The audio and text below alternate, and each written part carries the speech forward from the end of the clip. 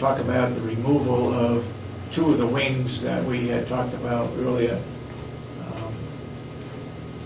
We do have a rough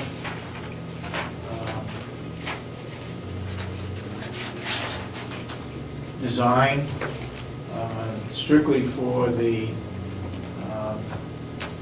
extension, with a little bit on the laundry extension, but this was done by EGA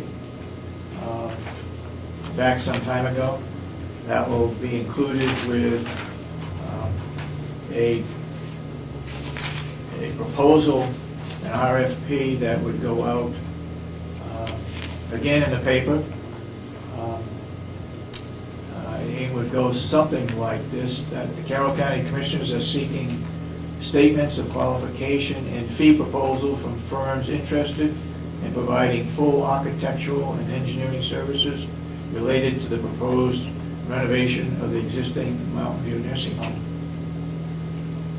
We need to set some dates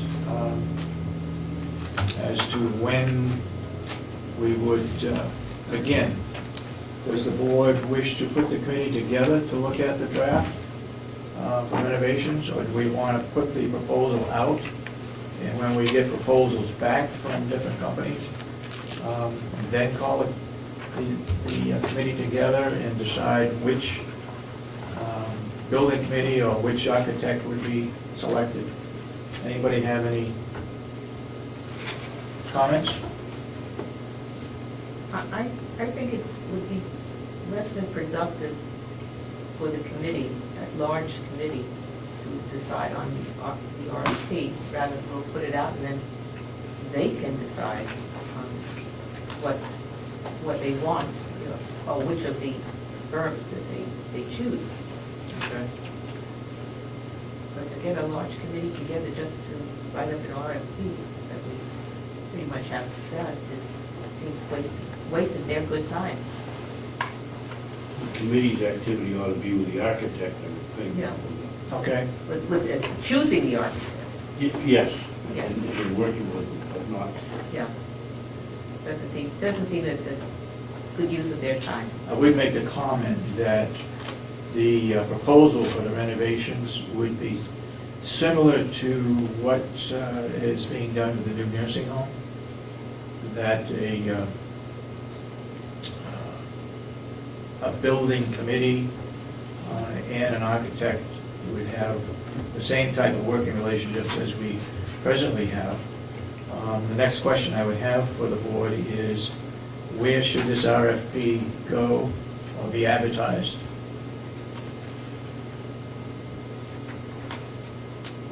I think we can put it on the web, Okay. in the papers. On the website, Manchester Union Leader. It's expensive to put it there, but we need to do it, I think.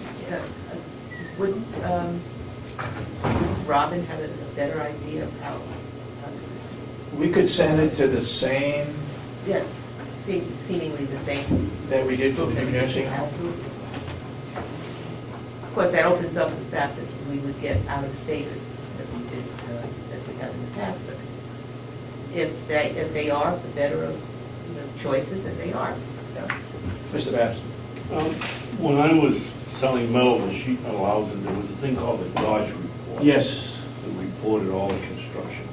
I don't know if they have a website. I would assume by now, if they're still in business, they do. And do they have a place where you can put such a bid out? Because that is what the ones that construction companies read. Yeah, I believe it did go into the Dodge Report the last time. So if it's okay with the board, we'll send it out to all those that, where we sent it the first time around to the new nursing home? Well, yes, and we do have to put in some dates. Yeah. Okay. I guess that's all for now. Jason, let's start on the agenda. Good morning.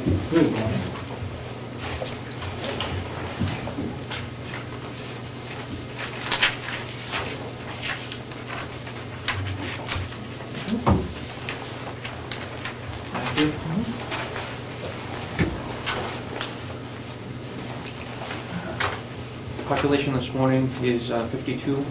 We have 1 weekender, 9 transfers, 4 out on electronic monitoring, 12 on pretrial release, for a total population of 78.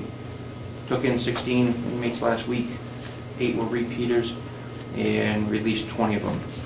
Repeater charges, 1 came in for a violation of protective order, booked 6 times in 12 years. 1 for a capias, booked 3 times in 7 years. 1 for false report to a law enforcement officer, booked 9 times in 15 years. 1 for operating after suspension, booked 3 times in 2 years. 1 for protective custody, booked 3 times in 3 years. 1 for DWI and protective custody, booked 9 times in 4 years. 1 for DWI, Controlled Drug Act, and protective custody, booked 2 times this year. And 1 for a habitual offender, booked 2 times this year. We have Were these all bailed? some of them are bailed and come back sentenced. The ones specifically to this year, that would be more than likely the case. They were originally arrested and then bailed out and then came in sentenced. Is there any way, just talking about that portion of your report,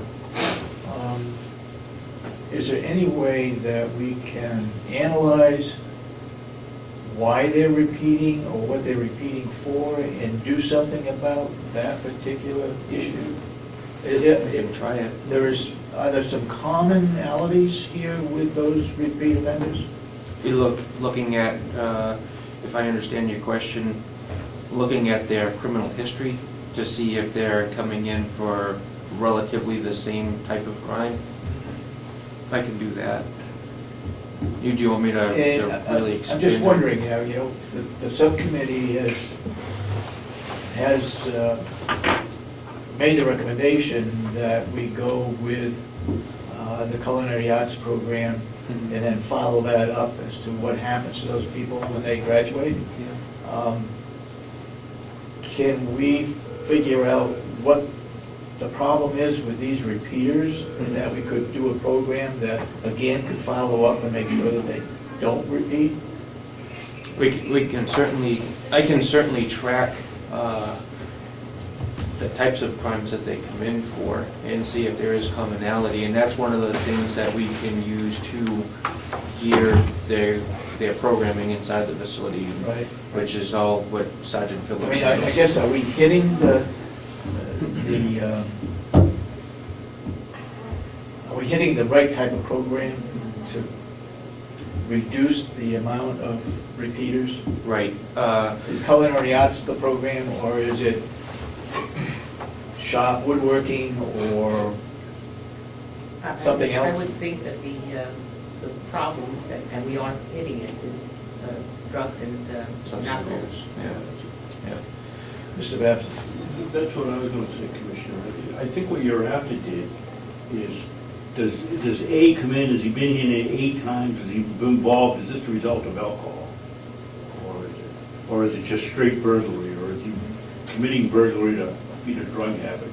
And I don't know whether the department can do that. I would assume that if someone comes in because he's done something and he's been drinking, he's not going to admit to drinking unless he was caught at it. Usually that's what they get caught at, once they have been stopped.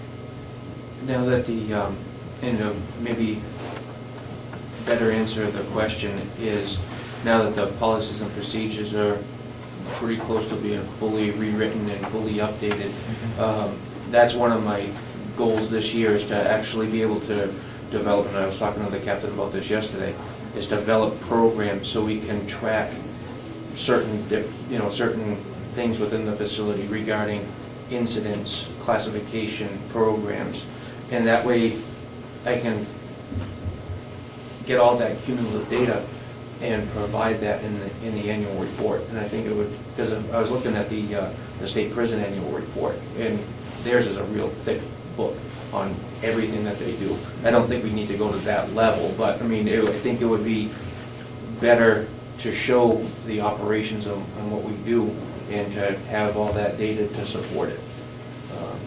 And that is something that we haven't done. We haven't tracked these different things.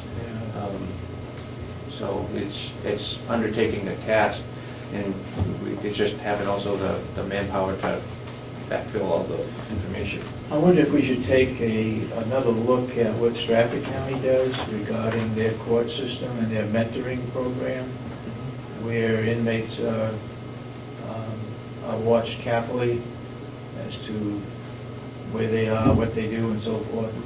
I also think that they also have more resources in the community, Well, than we do in our county, but Wasn't that what the academy was doing?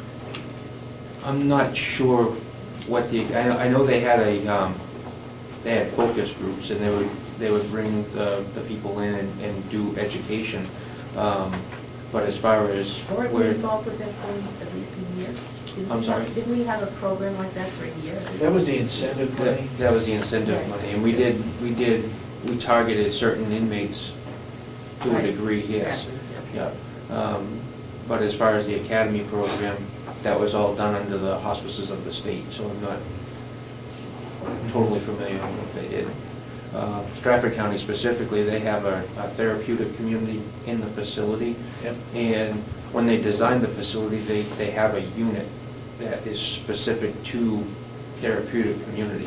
And no inmates, other than the people that are involved in that specific program, live in that area. And it's geared towards, they focus on education. They have peer groups within the pod. So an inmate that comes into it has to be mentored by somebody that's getting ready to be released. So that they built that facility with that understanding, yeah. And we didn't, we don't have that. Well, they have a court system whereby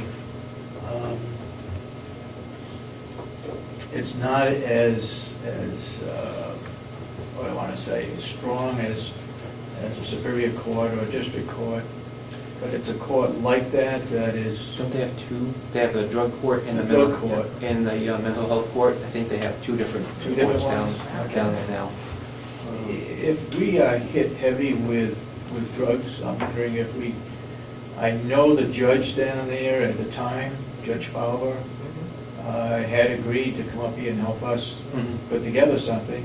It's not cheap, but if we could look at it and find out what it's costing us to have these inmates in our facility, if we can get them out, maybe we can save money in the long run by not having them repeat and not being in our facility. Okay. So, see if we can check that out and see if there's, what the cost is involved and what the potential savings might be. We just need to do something to reduce this citizen rate to 47%. I have a superintendent's meeting on Friday. I know Superintendent O'Mara out of Hillsborough, they're in the process, or they've just, I believe, completed the mental health court system in Hillsborough County, which I believe is saving him some substantial amounts of money. What is it costing to have it? Yeah. That's the other. And I will bring that up, and I'll specifically talk with him and Superintendent DeWallaby out of Stratford County. Okay, I'm sorry, go ahead. And then the only other thing is that, the farmer's been taking out 3 inmates, and then they had 12 available as well. The inmate that we had to send out last Thursday, we got him back. I believe I updated everybody on that. And then there's no change in the other issue, other than the latest development I emailed yesterday. So, Have you been contacted regarding the wall at all? I got a report from Ed Bergeron Yeah. that said that he has He had agreed with one exception, the tie-in and the roof and at the base, but it was